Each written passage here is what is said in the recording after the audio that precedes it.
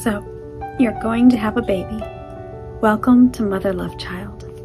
If you're new here, my name is Kimberly, where we talk all things birth and babies. Today, I'm in a little nook in my bedroom where it's quiet and undisturbed, so I can talk with you about the first few moments, days, and week with your newborn baby.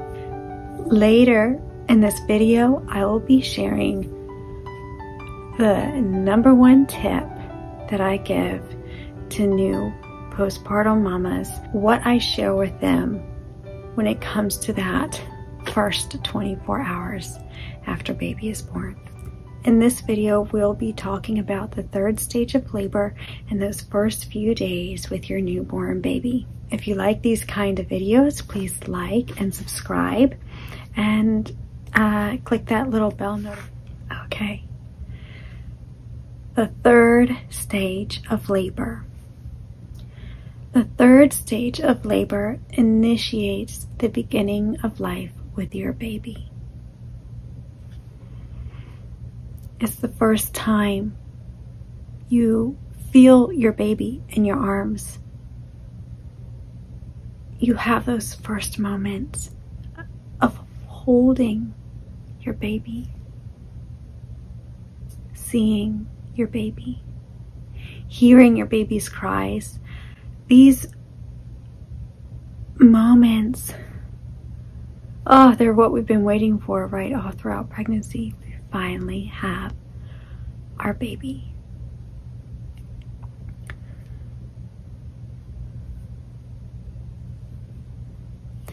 Newborn babies are wet and slippery, and they're often quite strong.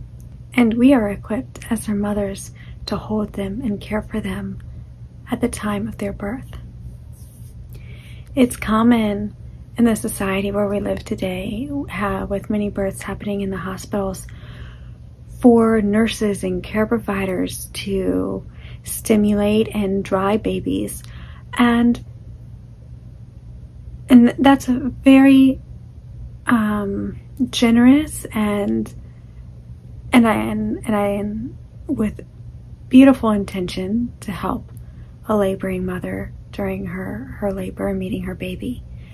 But I want to encourage you to have some of those moments for yourself too. Talk to your care providers during pregnancy and at the time of labor and say, I'd like to dry off my baby.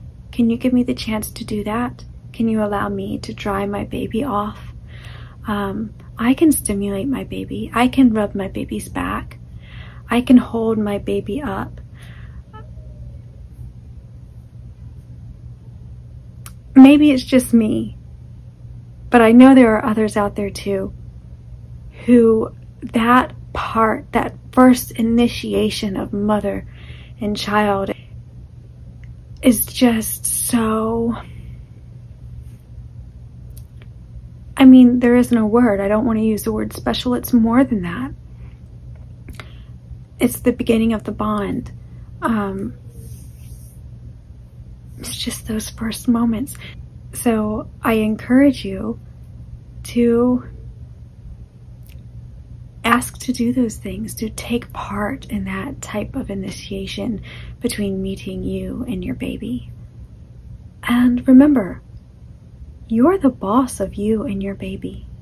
And if what you want is to dry your baby off, then that is your right. No matter where you choose to birth. Don't be afraid to ask. Listen to your heart, listen to your soul, listen to your gut. Do what you know is right for you and baby. And then there's that moment, somewhere between those first moments that you hold your baby, in between kind of really becoming present in the room again, you meet eye to eye. And it's just such a beautiful, just those first few moments. How grand.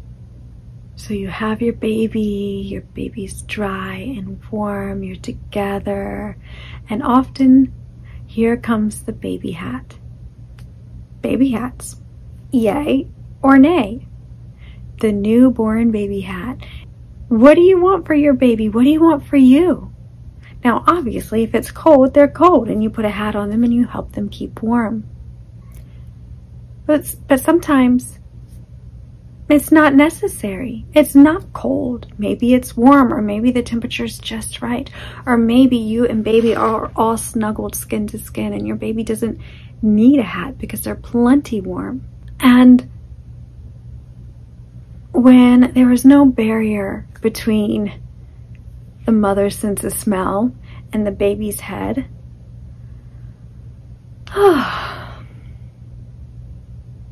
it just ignites something in us as mothers when we smell our babies.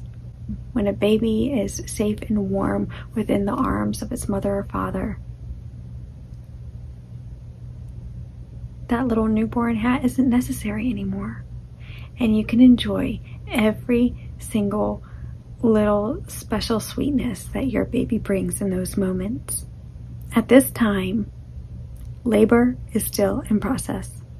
You've met your baby, you have your baby in your arms, your baby is here, but labor isn't quite finished yet, and we have the delivery of the placenta to come. Now, within these moments of your baby in your arms to the time of your placenta being delivered, the cord is still attached to the placenta and it is still working.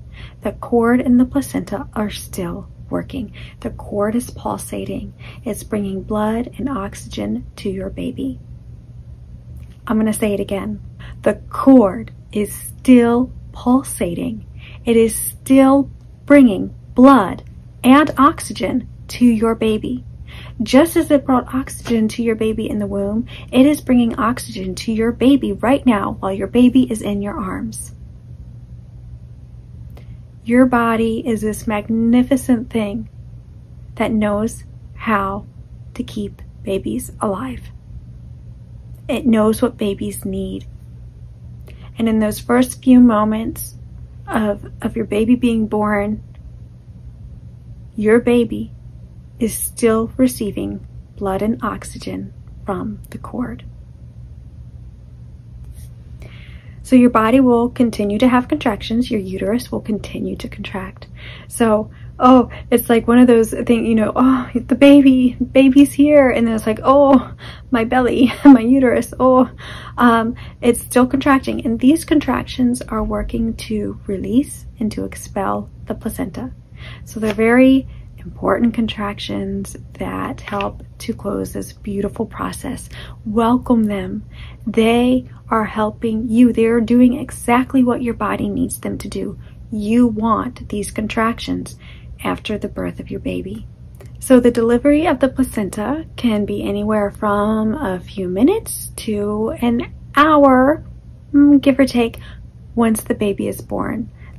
And the delivery of the placenta marks the end of labor.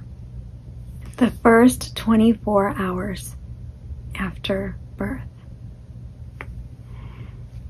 Here it is. Here's the number one tip, and you're not going to hear it often, and I'm going to give it to you. It's like golden, magical advice.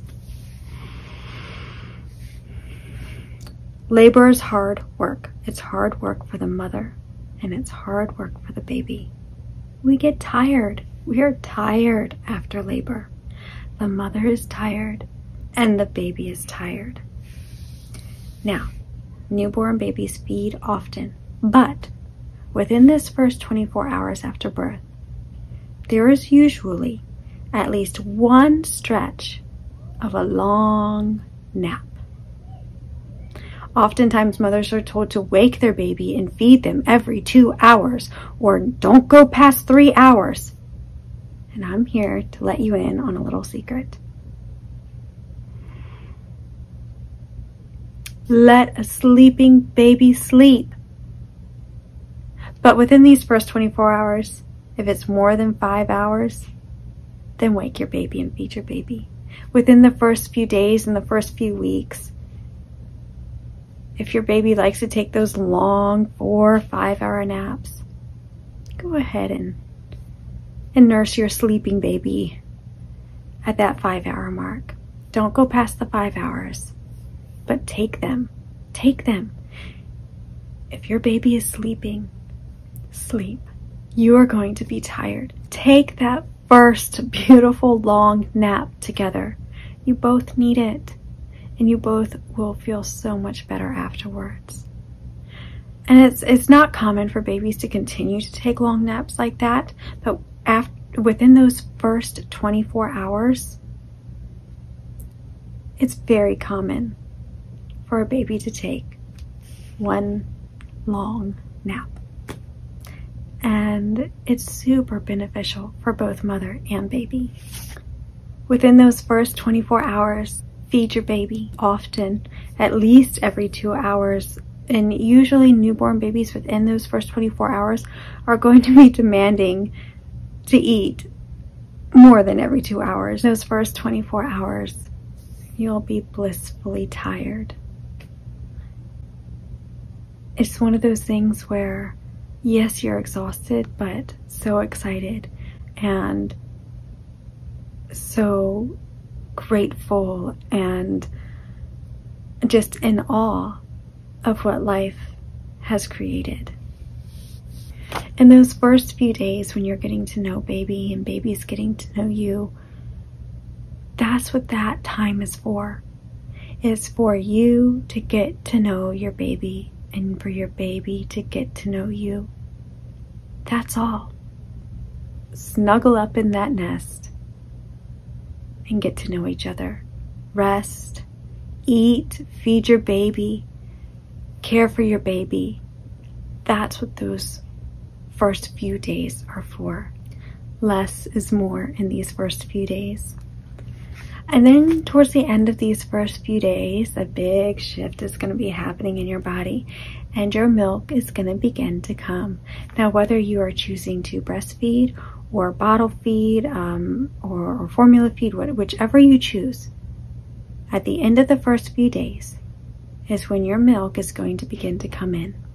Your breasts will begin to feel full, firm, tender. Oh, there's a lot going on there. At the end of the first few days, between days 3 and 4, 5, maybe at the latest, your milk is going to come in for your baby. Before that, you are feeding your baby with colostrum. Your baby is getting food. But at the end of those first few days is when your breasts really start to produce that milk, and you can feel it. You feel it in your body. You feel it in your breasts. By the end of that first week, your milk is in. It is just coming on in now. Baby's getting filled up. There's milk, milk, milk, and there's lots of poos.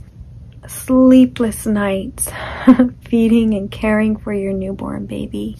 And of course, there's that newborn baby bliss. That first week with baby is the getting to know you time, the recovery time. The beauty of it really shines when you prepare for that time.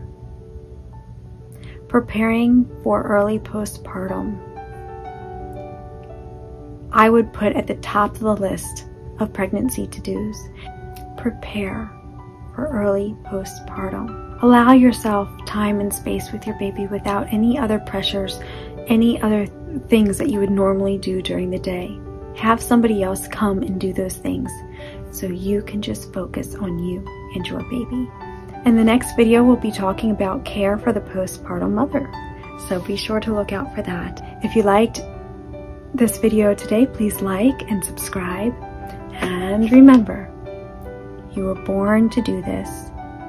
You are the boss of you, and you are worth quality care.